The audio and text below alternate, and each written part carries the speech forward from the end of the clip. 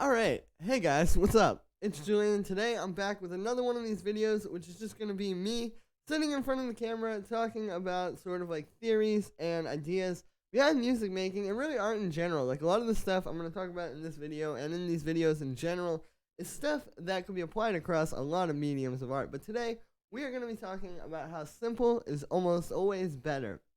What I mean by this is like a lot of times, maybe you'll have a melody which is super complex, like it's like 7 or 8 or 9 notes, or maybe you have like some kind of a synth which has a bunch of modulation on it, which is like all happening at once, kind of like calling a lot of attention. And then what'll happen is you'll have stuff like that, and then you'll go to listen to another track which has maybe like a 2 or 3 or 4 note melody, or maybe it has just like a very simple arrangement and sounds that are kind of working together as opposed to all calling attention, and that track will work a lot better than yours. And a lot of times people are, sitting there wondering, just like, how is this possible? My melody has more notes, or my thing has, I tried to make it so cool. And it basically illustrates the point that I'm talking about. It's like I said, simple is always better. And today I'm just going to be talking about kind of like reasons why and the theory behind that. So the first thing here that I've written down on my notes is that you can usually say with 3 or 4 notes whatever it is that you're trying to say with like 7 or 8 or 9 or 10 notes. And it may not even be that many notes. It may be way more, maybe 5 notes. It may be whatever it is. But it's just that oftentimes you can condense it. Like if you're trying to say something or get across a certain emotion or just kind of like communicate something into your song that isn't there without whatever melody you're using, you can usually do it again with less notes. Like it's all about refining it and just kind of going through and like picking the main things. Like maybe you can listen to your melody or your sound and hear like, okay, when it plays like these 3 or 4 notes, like these are the main ones that are like sticking in my head when I hear it. So let me just kind of focus it around those.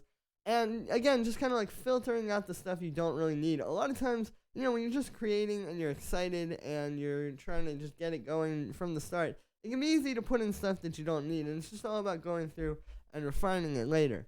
Other thing here that I've noticed is that simple stands out. And what I mean by this is like if you're in a club, right, and you're hearing a mix, and the whole way through it's like a bunch of heavy tracks with like a ton of percussion, ton of stuff going on in the melody, 50,000 synths happening throughout. And then all of a sudden they get to this one track and it's just like a kick and like a 3 or 4 note melody.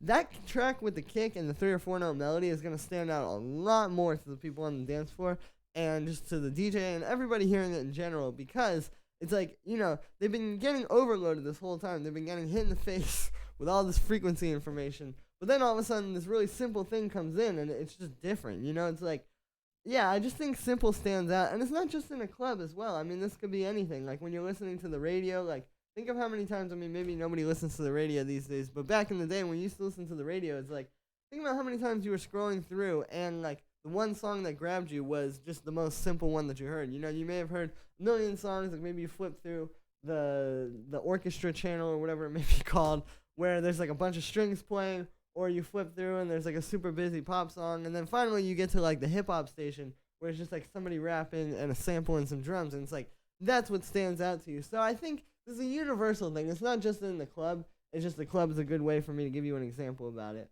But yeah, another thing here is like you don't want to overload the listener. It's like a lot of times in your head, you may hear something super complex, and you can sit there and tear it apart and be like, oh, this is so cool because this is playing off of this is playing off of this, it's going up to this note here, which kind of introduces some interesting stuff.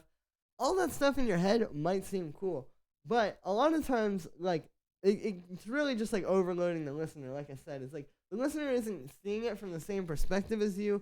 They haven't heard all the stuff you've heard that influenced you to make this. It's like to them, they just want something. Like they're just trying to figure out the song when they're hearing it. It's like, think of how many times you hear a song and it's like, what are you trying to do when you first hear a song? You're just trying to sort of like get your head around it and like figure it out. And if you can do that more quickly than say another song which is more complex, you're more quick to understand that song and want to listen to it more times.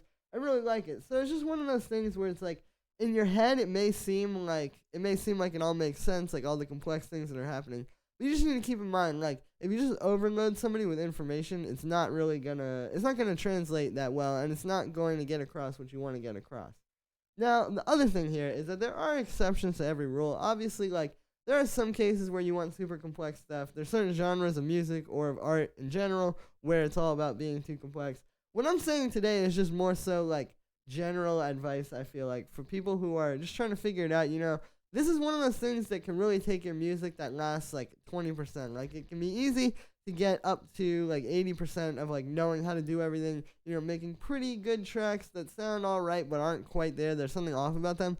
But this is the kind of stuff that's going to take you from that point to like really making professional tracks that get signed by labels or are, whatever high quality standard you may have. Like, even if you're not trying to sign to labels, you still always want to make the best possible music. And this is one of the tips that I could probably give you to do that. So, that's going to be it for this one, guys. Just wanted to talk about a few different things I was thinking about in regards to this. If anything, me making this video is just better for me, for my own music, in making it simpler, because now I will have all this information that I just spouted out to you guys today running through my head while I'm making music. So that's going to be it for this one, guys. Thank you very much. Let me know what you think of this video. Let me see if you want to see more of these kind of just like talking about ideas behind music and art type of videos. As always, make sure to like this video as well as subscribe.